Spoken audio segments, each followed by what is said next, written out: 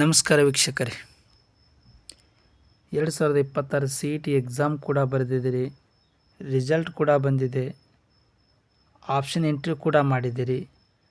ನಾಳೆ ನಿಮ್ಮದು Mach result ಬರ್ತಾಯಿದೆ. 6ನೇ ತಾರೀಕಿಗೆ ಮಾಕ್ ರಿಸಲ್ಟ್ ಬರ್ತಾಯಿದೆ. ಈ ಮಾಕ್ ರಿಸಲ್ಟ್ ಅಂದರೆ ಏನು ಅಂತಂದರೆ ಡಮ್ಮಿ ರಿಸಲ್ಟು. ಈ ಡಮ್ಮಿ ರಿಸಲ್ಟು ಅಥವಾ ಮಾಕ್ ರಿಸಲ್ಟ್ ಏನಂತೀವಲ್ಲ, ಇದು ನಿಮ್ಮ ಲೈಫಿಗೆ ಅಥವಾ ನಿಮ್ಮ ಕರಿಯರಿಗೆ ಭಾಳ ಟರ್ನಿಂಗ್ ಪಾಯಿಂಟು. ಈ ಮಾಕ್ ರಿಸಲ್ಟು ಅಥವಾ ನಿಮ್ಮ ಡಮ್ಮಿ ರಿಸಲ್ಟ್ ಏನಂತ ಕರಿತೀವಲ್ಲ, ಇದು ಟರ್ನಿಂಗ್ ಪಾಯಿಂಟ್ ಹೆಂಗಂತಂದರೆ, ನೀವು ಆಲ್ರೆಡಿ ಸದ್ಯಕ್ಕೆ ಕಾಲೇಜ್ ಆ್ಯಡ್ ಮಾಡಿರೋದು last year second round, third round, first round cut off ನೋಡ್ಕೊಂಡು ನೀವು ಹಾಕಿರ್ತೀರಿ. ಬಟ್ ಇವಾಗ ಆ ಕಟ್ ಆಫ್ನ ನೋಡ್ಕೊಂಡು ಹಾಕಿದ ವಿದ್ಯಾರ್ಥಿಗಳಿದ್ದೀರಿ. ಹೋದ ವರ್ಷ ಇಂಜಿನಿಯರಿಂಗ್ ಹೆಚ್ಚು ಮಾಡಿದವ್ರು ಇರ್ತೀರಿ, ನರ್ಸಿಂಗ್ ಹೆಚ್ಚು ಮಾಡಿದವ್ರು ಇದ್ದಾರೆ, ಬಿ ಫಾರ್ಮಾ, ಡಿ ಫಾರ್ಮಾ, ಇವೆಲ್ಲ ಕೋರ್ಸಿಗೆ ಒಂದೊಂದು ವರ್ಷಕ್ಕೆ ಅಥವಾ ಒಂದೊಂದು ಟೈಮ್ನಲ್ಲಿ ಆ ಕೋರ್ಸಿಗೆ ವ್ಯಾಲ್ಯೂ ಜಾಸ್ತಿ ಆಗಿಬಿಟ್ಟಿರ್ತದೆ, ಸ್ಕೋಪ್ ಜಾಸ್ತಿ ಬಂದಿರ್ತದೆ. ಬಟ್ ಈ ವರ್ಷ ಯಾವ ಕೋರ್ಸಿಗೆ ಯಾವುದು ಸ್ಕೋಪ್ ಬಂದಿದೆ ಅಂತೇಳಿ ಈ ನಿಮ್ಮ ಡಮ್ಮಿ ರಿಸಲ್ಟ್ ಒಳಗೆ ಗೊತ್ತಾಗುತ್ತೆ. ಈ ಡಮ್ಮಿ ರಿಸಲ್ಟ್ ಒಳಗೆ ಹೆಂಗೆ ಗೊತ್ತಾಗುತ್ತೆ ಅಂತಂದರೆ, ನೀವು ಕಾಲೇಜನ್ನು ಆ್ಯಡ್ ಮಾಡಿರ್ತೀರಲ್ಲ, ಈ ಕಾಲೇಜುಗಳ ಆ್ಯಡ್ ಮಾಡಿರೋ ಲಿಸ್ಟ್ಗಳನ್ನು ನೀವು ಯಾವ ರೀತಿ ಹಾಕಿರ್ತಿರಲ್ಲ, ಆ ಕಾಲೇಜ್ ಲಿಸ್ಟ್ಗಳು ಕರೆಕ್ಟ್ ಬಂದಾವೋ ಇಲ್ಲೋ ಕಟ್ ಆಫು. ಈಗ ಸಪೋಸ್ ನನಗೊಂದು 5,000 ಇಂಜಿನಿಯರಿಂಗ್ ರ್ಯಾಂಕಿಂಗ್ ಇರ್ತದೆ. ಬಟ್ ನಾನು ಬೇಕು ಬಿಟ್ಟು ಕೌನ್ಸ್ಲಿಂಗ್ ಹಾಕ್ಕೊಂಡ್ಬಿಟ್ಟಿರ್ತೀನಿ, ಯಾವುದೋ ಕಾಲೇಜ್ ಹಾಕಿಬಿಟ್ಟಿರ್ತೀನಿ. ಬಟ್ 10 ಅಥವಾ 12,000 ರ್ಯಾಂಕಿಂಗ್ ಬಂದ ವಿದ್ಯಾರ್ಥಿ ಚೆನ್ನಾಗಿರೋ ಕಾಲೇಜು ಈ ಮಾಕ್ ರಿಸಲ್ಟ್ ಒಳಗೆ ತೊಗೋತಾನೆ. ಬಟ್ ನನಗೆ 5,000 ರ್ಯಾಂಕಿಂಗ್ ಬಂದ ವಿದ್ಯಾರ್ಥಿ ನಾನು ಇರ್ತೀನಿ, ನಾನು ಚೆನ್ನಾಗಿರೋ ಕಾಲೇಜ್ ತೊಗೊಂಡಿರೋಂಗಿಲ್ಲ. ಆವಾಗ ನಾ ಏನು ಮಾಡ್ಬೋದು, ಕಾಲೇಜ್ ರೀಅರೇಂಜ್ಮೆಂಟ್ ಮಾಡ್ಕೋಬೋದು, ಆ್ಯಡ್ ಮಾಡ್ಕೋಬೋದು. ಅದಕ್ಕೆ ಇದು ಟರ್ನಿಂಗ್ ಪಾಯಿಂಟ್ ವಿದ್ಯಾರ್ಥಿಗಳೇ. ಮತ್ತು ಇನ್ನೊಂದು ವಿದ್ಯಾರ್ಥಿಗಳೇ, 6ನೇ ತಾರೀಕಿಗೆ ಏನು ಮಾಕ್ ರಿಸಲ್ಟ್ ಬರ್ತದಲ್ಲ, ಇದು ಎಲ್ಲ ವಿದ್ಯಾರ್ಥಿಗಳು 30ನೇ ತಾರೀಕಿಗೆ ಏನು ಕಾಲೇಜ್ಗಳು ಆ್ಯಡ್ ಮಾಡಿರ್ತೀರಲ್ಲ, ಅಂಥ ವಿದ್ಯಾರ್ಥಿಗಳಿಗೆ 6ನೇ ತಾರೀಕು ನಿಮಗೆ ಮಾಕ್ ರಿಸಲ್ಟ್ ಬರ್ತದೆ. 6ನೇ ತಾರೀಕಿನ ನಂತರ ಕಾಲೇಜ್ಗಳು ಯಾವುದೇ ವಿದ್ಯಾರ್ಥಿ ಆ್ಯಡ್ ಮಾಡಿದರೂ ಕೂಡ ಮಾಕ್ ರಿಸಲ್ಟ್ ಕನ್ಸಿಡರ್ ಆಗಲ್ಲ.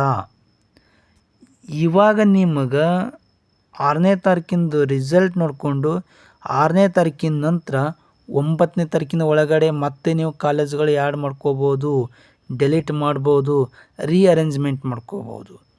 ವಿದ್ಯಾರ್ಥಿಗಳೇ, ಒಂದು ಗಮನವಿರಲಿ, ಯಾವುದೇ ಕಾರಣಕ್ಕೂ ಫಸ್ಟ್ ರೌಂಡ್ ರಿಸಲ್ಟ್ ಬಂದ ನಂತರ ಯಾವುದೇ ಕಾರಣಕ್ಕೂ ನಿಮಗೆ ಕಾಲೇಜ್ ಆ್ಯಡ್ ಮಾಡೋಕ್ಕೆ ಪರ್ಮಿಷನ್ ಇರೋದಿಲ್ಲ.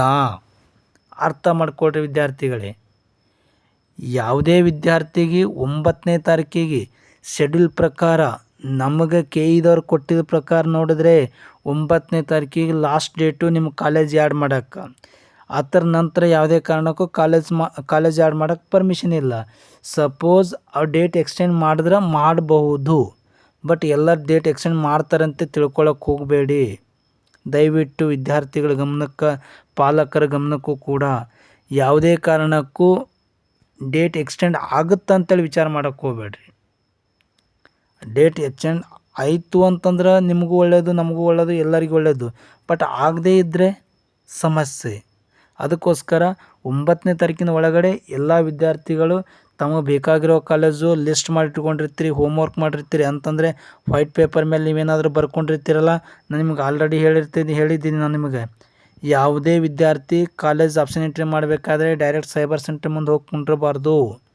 ನೀವೇ ಖುದ್ದಾಗಿ ಒಂದು ಲೆಟ್ರ್ ಮೇಲೆ ಅಥವಾ ನಿಮ್ಮದು ನೋಟ್ಬುಕ್ ಒಳಗೆ ಬರ್ಕೊಂಡು ಹೋಗಿ ನಿಮ್ಮ ಕಾಲೇಜ್ ಆ್ಯಡ್ಗಳನ್ನು ಮಾಡ್ಕೋಬೇಕು. ಕೆಲವು ವಿದ್ಯಾರ್ಥಿಗಳು ಡೈರೆಕ್ಟ್ ಹೋಗ್ತೀರಿ, ಬಟ್ ಆ ಥರ ಆಗಂಗಿಲ್ಲ. ಬಟ್ ನೀವು ಕ್ಲಿಯರಾಗಿ ಹಾಕ್ಕೋಬೇಕಾಗತ್ತೆ. ಅದಕ್ಕಾಗಿ ವಿದ್ಯಾರ್ಥಿಗಳು ದಯವಿಟ್ಟು ಈ ಆಪ್ಷನ್ ಎಂಟ್ರಿ ಏನದಲ್ಲ, ದಯವಿಟ್ಟು ವಿದ್ಯಾರ್ಥಿಗಳೇ ನಿಮಗೆ ರಿಕ್ವೆಸ್ಟ್ ಮಾಡಿ ಹೇಳ್ತಾ ಇದ್ದೀನಿ, ಈ ಮಾಕ್ ರಿಸಲ್ಟ್ ಏನು ಬರುತ್ತಲ್ಲ, ಈ ಮಾಕ್ ರಿಸಲ್ಟ್ ಮೇಲೆ ನಿಮ್ಮ ಕರಿಯರ್ ನಿಂತಿರೋದು. ಇಲ್ಲಿ ಏನಾಗಿರ್ತದೆ, ಯಾವ ಕಾಲೇಜ್ ಸಿಕ್ಕಿರ್ತದೆ, ಇದೇ ಕಾಲೇಜ್ ಸಿಗ್ತದೆ ಅಂತೇಳಿ ಫೈನಲ್ ಅಲ್ಲ. ಈ ಮಾಕ್ ರಿಸಲ್ಟ್ ಒಳಗೆ ಸಿಕ್ಕ ಕಾಲೇಜನ್ನು ಫೈನಲ್ ಅಂತ ಅಂದ್ಕೋಬೇಡಿ ವಿದ್ಯಾರ್ಥಿಗಳೇ. ಮಾಕ್ ರಿಸಲ್ಟ್ ಒಳಗೆ ಯಾವ ಕೋರ್ಸಿಗೆ ಎಷ್ಟು ಕಟ್ ಆಫ್ ನಿಂದಿರ್ಬೋದು ಅಂತೇಳಿ ಒಂದು ಗೆಸ್ಸಿಂಗ್ ಸಿಗ್ತದೆ ನಿಮಗೆ. ಅನಲೈಸ್ ಮಾಡ್ಬೋದು. ಬಟ್ ಇದೇ ಫೈನಲ್ ಅಲ್ಲ. ಅದಕ್ಕೋಸ್ಕರ ವಿದ್ಯಾರ್ಥಿಗಳು ಮಾಕ್ ರಿಸಲ್ಟ್ ನೋಡಿಕೊಂಡು ಕಾಲೇಜುಗಳನ್ನು ಆ್ಯಡ್ ಮಾಡಬೇಕು ವಿದ್ಯಾರ್ಥಿಗಳೇ. ಅದರ ಜೊತೆಗೆ ಎಲ್ಲರೂ ಕೇಳ್ತಾ ಇರ್ತೀರಿ ಏನು pharm course D pharma B pharma ಕೋರ್ಸಿಂದ ಏನು ಅಂತೇಳಿ. ವಿದ್ಯಾರ್ಥಿಗಳೇ, ಇವಾಗ ನೀವು ಯಾವ ಕೋರ್ಸಿಗೆ ಕಾಲೇಜುಗಳನ್ನು ಆ್ಯಡ್ ಮಾಡಿದಿರಲ್ಲ ಅವು ಮಾತ್ರ ನಿಮಗೆ ಸದ್ಯಕ್ಕೆ ರಿಸಲ್ಟ್ ಬರೋದು. ಉಳಿದ ಕೋರ್ಸ್ಗಳನ್ನು ಯಾವಾಗ ಅವ್ರು ಸೀಟ್ ಮ್ಯಾಟ್ರಿಕ್ಸ್ ಬಿಡ್ತಾರ ಆವಾಗ ಮಾತ್ರ ಆಪ್ಷನ್ ಟೆಸ್ಟ್ ಸ್ಟಾರ್ಟ್ ಆಗ್ತದೆ. ಸಪೋಸ್ ನಿಮ್ಗೊಂದು ಎಕ್ಸಾಂಪಲ್ ಕೊಡ್ತೀನಿ. ನಾನು ಹೇಳಿದ ಪ್ರಕಾರ ನಡೀತು ಅಂತಂದ್ರೆ ಹಿಂಗೂ ಆಗ್ಬೋದು. ಈಗ ನೀವು ಡಿ ಫಾರ್ಮಾ ಬಿ ಫಾರ್ಮಾ ಕೇಳ್ತಿದ್ದೀರಿ. ಡಿ ಫಾರ್ಮಾ ಬಿ ಫಾರ್ಮಾದ ಏನು ಕೇಳ್ತಾ ಇದ್ದಿರಲ್ಲ, ಇದನ್ನು ಸಪೋಸ್ ಫಸ್ಟ್ ರೌಂಡ್ ರಿಸಲ್ಟ್ ಬರೋಕ್ಕಿಂತ ಮೊದಲೇನಾದರೂ ಅಥವಾ ನಿಮ್ಮದು 9ನೇ ತಾರೀಕಿಗೆ ಆಪ್ಷನ್ ಎಂಟ್ರಿ ಆಗಿತ್ತ ಮೊದಲೇನಾದರೂ ಸೀಟ್ ಮ್ಯಾಟ್ರಿಕ್ಸ್ ಬಂದರೆ ನಿಮಗೆ ಕಾಲೇಜ್ ಆ್ಯಡ್ ಮಾಡೋಕ್ಕೆ ಪರ್ಮಿಷನ್ ಕೊಡ್ತಾನೆ. ಸಪೋಸ್ ನೀವು ಫಸ್ಟ್ ರೌಂಡ್ ರಿಸಲ್ಟ್ ಬಂದ ನಂತರ ನಿಮ್ಮ ಸೀಟ್ ಮ್ಯಾಟ್ರಿಕ್ಸ್ ಬಂದರೆ ನಿಮಗೆ ಸೆಕೆಂಡ್ ರೌಂಡಿಗೆ ಡಿ ಫಾರ್ಮಾ ಬಿ ಫಾರ್ಮಾ ಅಥವಾ ಅದರ್ಸ್ ಕೋರ್ಸ್ಗಳು ಯಾವುದೇ ಇದ್ದರೂ ಕೂಡ ಸೀಟ್ ಮ್ಯಾಟ್ರಿಕ್ಸ್ ಬರದೇ ಇದ್ದರೆ ಅವು ಯಾವಾಗ ಬಂದಿರ್ತಾವೆ ಆವಾಗ ಅದರದ್ದು ಫಸ್ಟ್ ರೌಂಡ್ ಚಾಲು ಆಗುತ್ತೆ. ಕರೆಕ್ಟಾಗಿ ನಾನು ಹೇಳ್ತಾ ಇರೋದು ಅರ್ಥ ಮಾಡ್ಕೊಳ್ರಿ. ಅದಕ್ಕೋಸ್ಕರ ವಿದ್ಯಾರ್ಥಿಗಳೇ ಇದು ಒಂದು ಸ್ವಲ್ಪ ಕ್ಲಿಯರಾಗಿ ಅರ್ಥ ಮಾಡಿಕೊಂಡು ಕೌನ್ಸ್ಲಿಂಗ್ ಭಾಗವಹಿಸ್ರಿ. ಯಾವುದೇ ಕಾರಣಕ್ಕೂ ಹರೆಬೆರೆ ಒಳಗೆ ಕಾಲೇಜ್ಗಳು ಆ್ಯಡ್ ಮಾಡೋಕ್ಕೆ ಹೋಗಬೇಡ್ರಿ. ವೇಟ್ ಮಾಡ್ಕೊಳ್ರಿ, ಯಾವ ಕಾಲೇಜ್ ಕೋರ್ಸ್ ಸಿಗ್ತದೆ ನೋಡ್ಕೊಳ್ರಿ. ಅಂಥ ವಿದ್ಯಾರ್ಥಿಗಳಿಗೆ ಒಂದಿಷ್ಟು ನಾ ಕಿವಿ ಮಾತು ಈ ವಿಡಿಯೋದಲ್ಲಿ ಹೇಳಿದೆ. ಏನಾದರೂ ನಿಮಗೆ ಇನ್ಫಾರ್ಮೇಷನ್ ಬೇಕಂತಂದರೆ 8970270674 ಈ ನಂಬರ್ಗೆ ಕಾಂಟ್ಯಾಕ್ಟ್ ಮಾಡ್ಬೋದು. ವಿದ್ಯಾರ್ಥಿಗಳು ಇನ್ನೊಂದು ನರ್ಸಿಂಗ್ ಬಗ್ಗೆ ಬಹಳ ವಿದ್ಯಾರ್ಥಿಗಳು ಕೇಳ್ತಾ ಇದ್ದೀರಿ. ನರ್ಸಿಂಗ್ ಬಗ್ಗೆ ನಾನು ಇವತ್ತು ಅಥವಾ ನಾಳೆ 2 ದಿನದೊಳಗಡೆ ನಿಮಗೊಂದು ವಿಡಿಯೋ ಮಾಡಿ ಅಪ್ಲೋಡ್ ಮಾಡ್ತೀನಿ. ದಯವಿಟ್ಟು ಆ ವಿಡಿಯೋವನ್ನು ಬರೋವರೆಗೆ ವೇಟ್ ಮಾಡಿರಿ. ಇದು ಎಲ್ಲ ವಿದ್ಯಾರ್ಥಿಗಳಿಗೆ ಎಲ್ಲ ಪಾಲಕರಿಗೆ ತಲುಪುವಂಗೆ ಶೇರ್ ಮಾಡಿರಿ. ಎಲ್ಲ ವಿದ್ಯಾರ್ಥಿಗಳಿಗೂ ಮತ್ತು ಪಾಲಕರಿಗೂ ನಮಸ್ಕಾರಗಳು.